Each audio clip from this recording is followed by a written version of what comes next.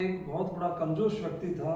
उसके पास में बहुत सारा धन पड़ा हुआ था, लेकिन वो किसी प्रकार का दान दक्षिणा में किसी को भी या समाज सेवा में किसी भी प्रकार का धन खर्च नहीं करता था। वो सब उसको गांव वाले मानते थे कि बड़ा कंजूस है, 1 रुपया भी खर्च नहीं करता है। तो एक ठग ने उसने देख बताया कि मैं इससे ले सकता हूँ, धन ले सकता हूँ।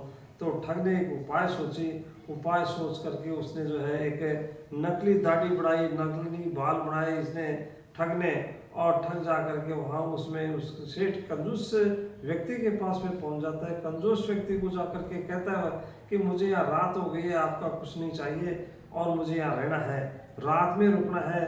तो सेठ उसमें कंजूस व्यक्ति ने मना कर दिया कि हम अंदर तो नहीं रह सकते, आप रह नहीं सकते, लेकिन बाहर एक कुटिया बनी हुई है, उस कुटिया में आप रह सकते हो। खाने पीने के लिए कुछ नहीं, हमें कुछ खाने पीने के लिए कुछ नहीं चाहिए, हम तो जो है फल फ्रूट खाने वाले व्यक्ति हैं, इस तरह से जो है हमें कुछ नहीं चाहिए। तो इस तरह से वो कुटिया में रह गया। कुटिया में रहने के बाद में जब सुबह जाने लगा तो चला गया, और जाने उसमें जाने के बाद में 2 दिन बाद में फिर दोबारा आया। 2 दिन बाद में दोबारा आया तो दोबारा सेठ के पास में आ गया, और उसमें सेठ उस कंजूस व्यक्ति के पास में आ गया, और कंजूस व्यक्ति को कहने लग गया कि इस तरह से जो है मैं आपकी झोपड़ी में 2 दिन पहले रुका था, लेकिन एक जो झोपड़ी का एक तिनका था ये उसमें मेरे सर में रह गया, और ये देने के लिए मैं आया हूँ आपके पास में। तो उस कंजूस व्यक्ति को ये ज्ञान हो गया कि ये तो बहुत बड़ा महात्मा है। तो इस तरह से जो है उसने ये विचार किया कि चलो आप यहाँ 2 दिन रुक जाओ, 2 दिन रुक करके जो है मैं गंगा स्नान करने के लिए चला जाता हूँ।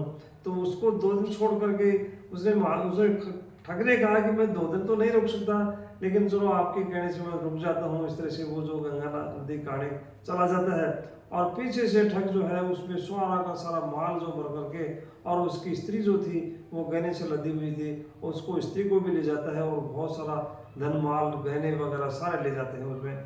तो उसमें चला जाता है। उसके बाद में वो एक राजा के पास में चला जाता है। तो राजा के पास में उसने नकली दाढ़ी वाड़ी थी सब हटा दी, और हटाने के बाद में जब राजा के उसमें दरबार में उसका एक दरबार लगा तो उसमें एक नर्तकी जो बना दी उसको, तो राजा की उसकी कंजूस व्यक्ति की पत्नी थी उसको तो, और एक सारंगी बजाने लग गया, और सारंगी बजाते बजाते उसमें इतनी बढ़िया धुन निकाली, तो राजा भी जो है प्रश्न हो गया। राजा प्रश्न होकर के चलो कुछ मांगते हो तो मांगो।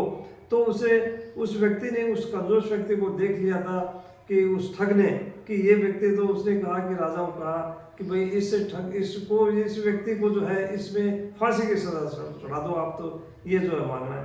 तो राजा भी बड़ा अफसोस में पड़ गया कि जब जल्लादों को कह दे कि भाई इसको फांसी चढ़ा दो, इस तरह से जल्लाद गए। तो अंतिम उसकी इच्छा पूछी गई, तो उससे अंतिम इच्छा पूछी गई, मैं राजा से एक बार जो मैं भी एक गीत सुनाना चाहता हूँ। तो जो है वापस है उसमें दरबार में आ जाते हैं वो, और वो जो है कंजूस व्यक्ति दरबार में आकर के और एक गीत सुनाने लग जाता है।